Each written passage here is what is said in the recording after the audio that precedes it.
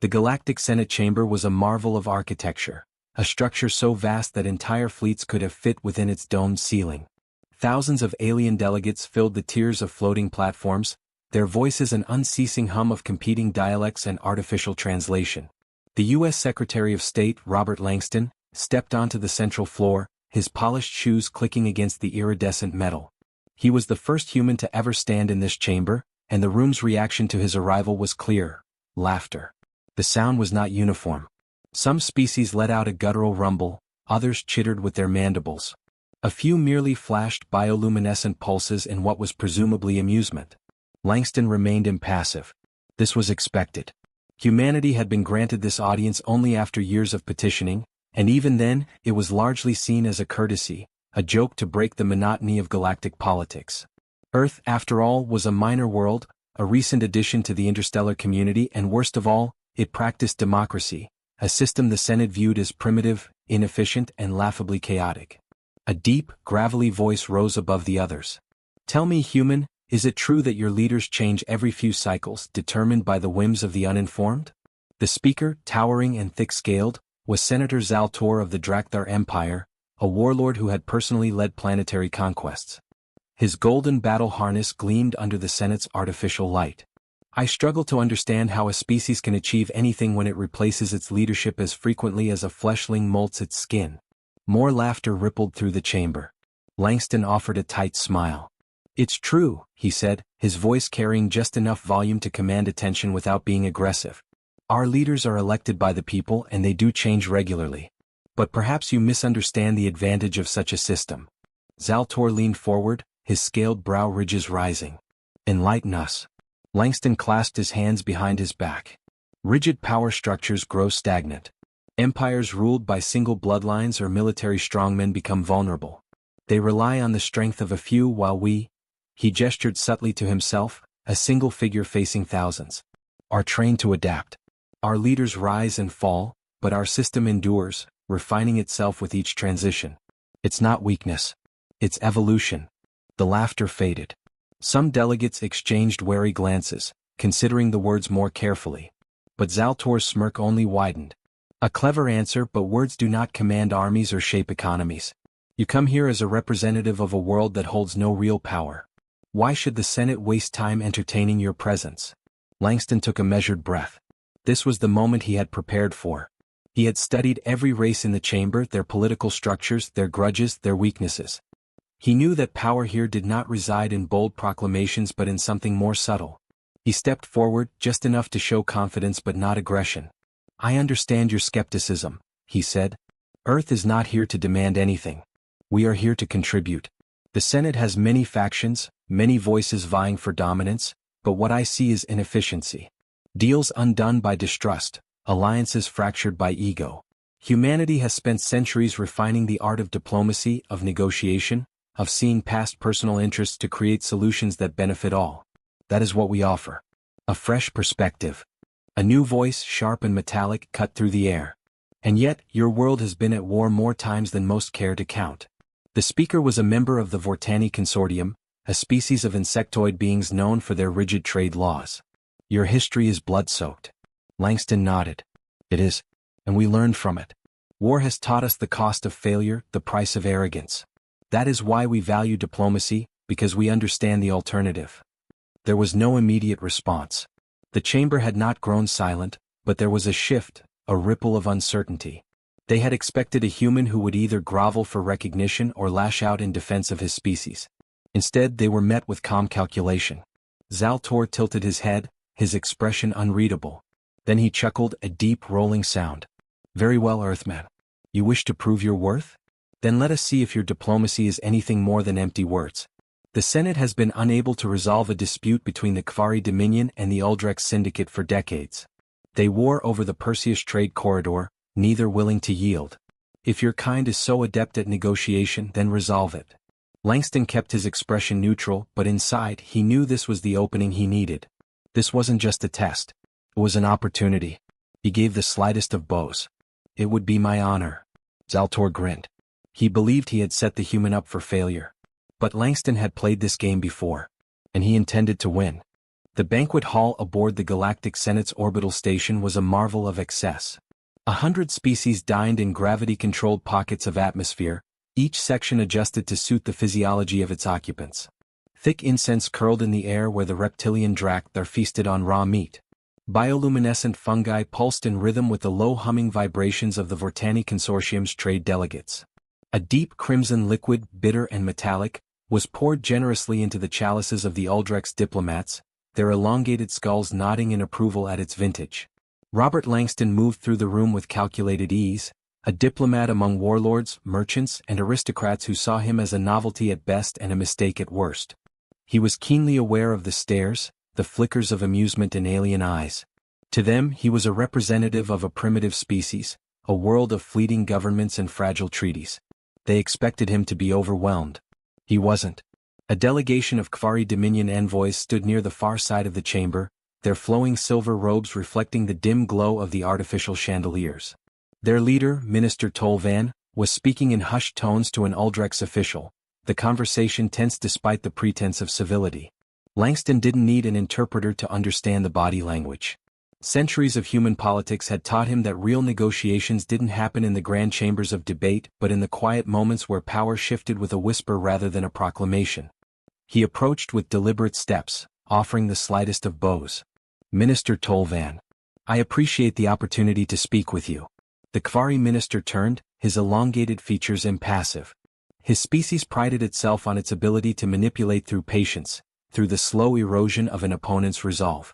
Langston had studied their tactics. He knew that any sign of desperation would be read as weakness. Human, Tolvan said, his voice carrying the lilting intonation of a seasoned orator. I did not expect you to concern yourself with matters beyond your world's influence. Langston offered a polite smile. It's precisely because we lack influence that we must concern ourselves with everything. Small powers survive by understanding great ones. The Uldrex official, a broad-shouldered figure encased in ceremonial armor, let out a sharp exhale, something between a laugh and a grunt. And what understanding does your world have of our dispute? The Perseus trade corridor is not some simple matter of tariffs and agreements. It is a wound that has festered for generations. Langston clasped his hands behind his back. And yet, both of your factions continue to bleed over it. There was a pause. A flicker of acknowledgement in their eyes. He had their attention. Tolvan's expression remained unreadable. You speak as though the solution is obvious. Only because neither of you have the luxury of pretending otherwise. Langston's tone was measured but firm. The war has cost both your people more than you'll admit. The corridor remains contested, yet neither side holds it completely. It is a battle of attrition that neither of you can afford to maintain indefinitely. The Uldrex official narrowed his eyes. And what does your species propose, Earthman? Langston didn't miss the shift in title. Before he was merely human. Now he was an Earthman. An individual, not just a representative of a species they dismissed. He pressed forward. Your conflict isn't about the corridor itself. It's about control. Neither of you truly need full dominance. What you need is for the other side to recognize your right to exist within it. He glanced at Tolvan. The Kvari desire stability, access to trade routes that will allow their economy to expand without Uldrex interference. Then he turned to the armored official. The Uldrex seek security, ensuring that the Dominion does not gain an upper hand that could threaten their own economic interests. A beat of silence. They knew he was right, but centuries of enmity made it difficult to acknowledge. Langston continued, pressing the advantage. A shared governance model. A neutral trade authority composed of equal Kvari and Uldrex representation, overseeing the corridor with the backing of the Galactic Senate's Economic Council. Neither of you would control it outright, but neither would be excluded. Tolvan's expression didn't change, but his silence spoke volumes. The Uldrex official, however, scoffed. And what stops them from undermining us once they've secured legitimacy in the corridor?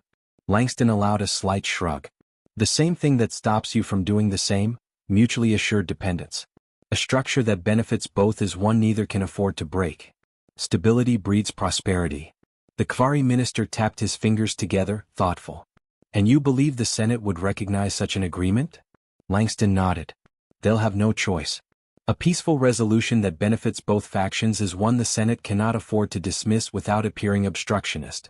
Even those who gain nothing from your war will gain from its end. The Uldrex official exchanged a glance with Tolvan. A conversation passed between them, unspoken but understood. They were not allies, but they were not fools either. Finally, Tolvan exhaled, a slow, deliberate breath. I will bring this proposal to my superiors. As will I, the Uldrex official said grudgingly. But do not mistake this for trust, Earthman. This is practicality, nothing more. Langston smiled faintly. Practicality is the foundation of all lasting peace. They departed, each returning to their respective entourages, leaving Langston standing alone amid the grand hall. He took a slow sip from his untouched drink, letting the moment settle. The true negotiations would take time, but the first, and most difficult, step had been taken. A presence moved beside him. Heavy. Unmistakable. Zeltor. The Drakthar senator towered over Langston, his scaled form radiating barely contained amusement. I expected you to fail, Earthman. Langston didn't turn to face him. Many do. Zaltor chuckled, deep and resonant. You may have started something beyond your control. The Senate does not take kindly to disruption. Langston finally glanced up, meeting the warlord's eyes. Then it's a good thing Earth specializes in unpredictable outcomes. Zaltor's expression was unreadable for a long moment. Then, with a low rumble, he turned and walked away, disappearing into the shifting crowd. Langston exhaled slowly, but not from relief. The real battle had just begun. The Senate chamber was restless. Fractures ran through the once unshakable hierarchy, invisible to the untrained eye but obvious to those who knew where to look. Robert Langston sat in his designated seat, still positioned near the periphery, far from the central power players, but the distance no longer bothered him. He had no interest in grand displays of authority. Influence was built in whispers, not declarations. The proposal between the Kvari and Uldrex was moving through the labyrinth of Senate bureaucracy, and the cracks it had exposed in the power structure were deepening. Factions that once stood in unison now eyed one another with suspicion. The Senate had spent centuries functioning as an arena where the most powerful species dictated terms while lesser ones accepted their place in the order. But Langston had done something no one anticipated. He had introduced a new variable, one that operated outside their rules. He leaned back, listening without listening as a minor dispute over interstellar mining rights played out in the chamber. It was a smokescreen, a distraction while real negotiations happened in the corridors. Across the vast chamber, Zaltor watched him. The Drakthar senator had done little to mask his disdain for Langston, but there was something else now. Curiosity. A predator reassessing its prey. A soft chime signaled the transition to a new agenda item, and the chamber shifted its attention. The floor belonged to a senator from the Kalrash Dominion, a species known for its elaborate oratory and slow deliberations. But Langston already knew what was coming. This wasn't about the Kalrash at all. The recent developments regarding the Perseus trade corridor present an unusual precedent, the senator said, his elongated fingers lacing together as he addressed the chamber. It raises a concern. Should lesser species be granted influence beyond their station? There it was. The real attack. It wasn't about the corridor, it was about him. Langston remained still, carefully masking his reaction. Another senator, this one from the Varani, a powerful trade cartel, spoke next. Earth's involvement in the Uldrex-Gavari negotiations was unrequested, and yet here we are, discussing a matter shaped by their interference. If we allow this to stand, what prevents any minor world from dictating terms to this Senate? Langston suppressed a smirk. They weren't attacking his diplomacy. They were attacking the idea that Earth could wield power at all. He let them continue, allowing their words to ripple through the chamber. He wanted to see who aligned where, who shifted uncomfortably, who remained silent. That was where the real power lay, not in the ones who shouted, but in those who hesitated. Finally, Zaltor's voice cut through the chamber, low and deliberate. The Earthman played the game well, but the question remains, does he understand how dangerous the game truly is? A murmur ran through the chamber, anticipation thick in the air. Langston stood slowly, ensuring every movement was measured, controlled. He met Zaltor's gaze. I understand perfectly, Senator. The question is whether the Senate does. Silence. A single moment stretched just long enough to unsettle those who had not yet chosen a side. Langston let the weight of his words settle before continuing. The Senate prides itself on tradition. Stability. And yet, what is stability if not the ability to adapt? A structure that does not evolve collapses under its own weight.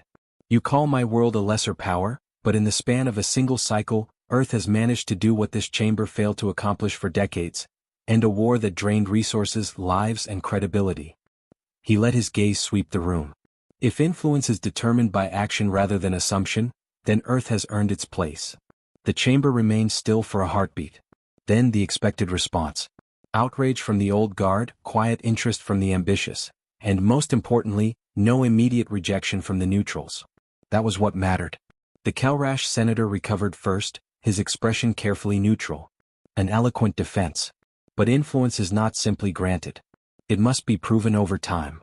Langston inclined his head. I agree.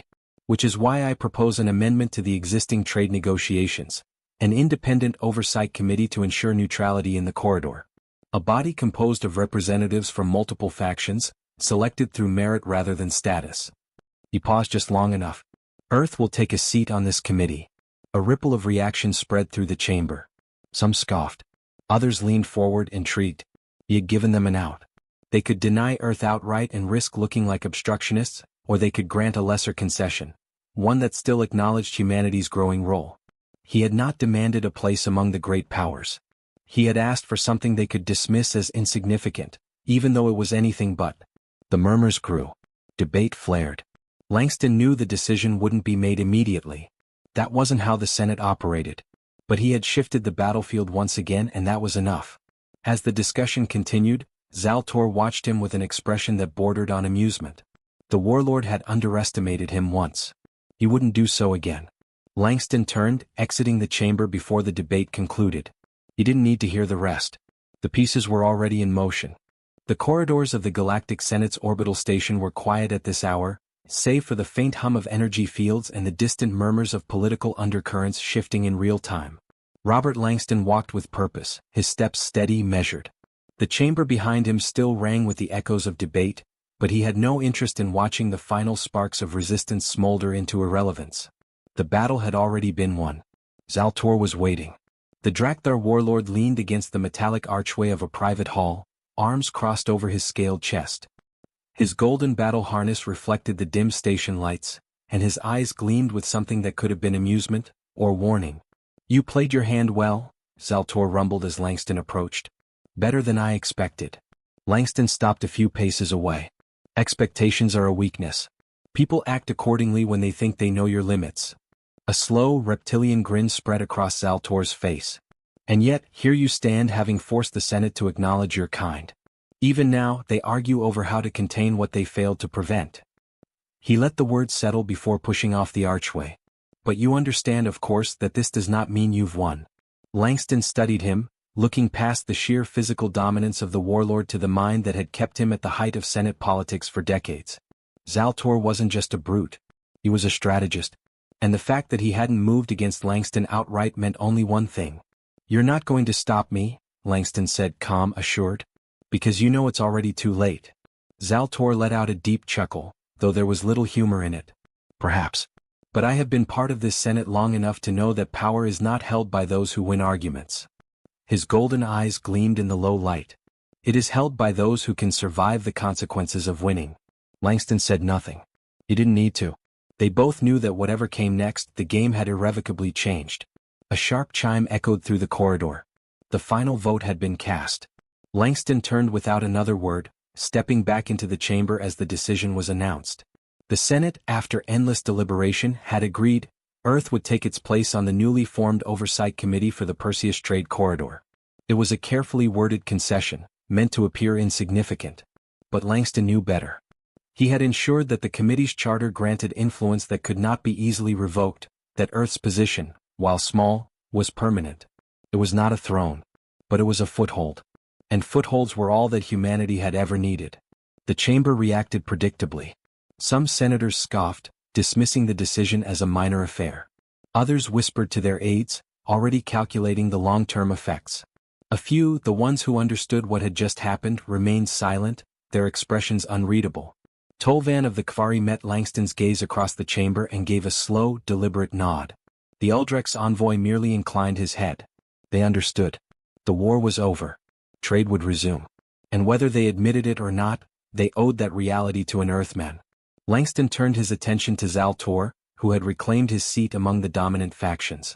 The warlord's expression was unreadable, his clawed fingers steepled beneath his chin. He did not look angry. He looked thoughtful.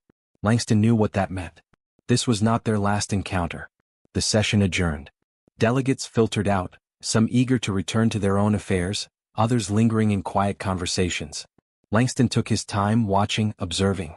He had spent years navigating the intricate mazes of Earth's political landscape, but this was different. This was a battlefield where tradition and power had ruled for centuries, untouched by the fluidity of human governance. Until now. As he moved toward the exit, a figure stepped into his path. A senator from the Varani, the trade cartel that had opposed him the loudest. The alien's luminous eyes studied him with a mix of calculation and reluctant curiosity. "You understand what you've done, don't you?" Langston smiled. "I always do." The senator exhaled through narrow slits along his neck. "This chamber does not forget. And it does not forgive." Langston met his gaze evenly. "Neither does Earth." The Varani hesitated for only a moment before stepping aside. Langston walked past him through the towering doors of the chamber, and into the unknown future he had just carved for humanity.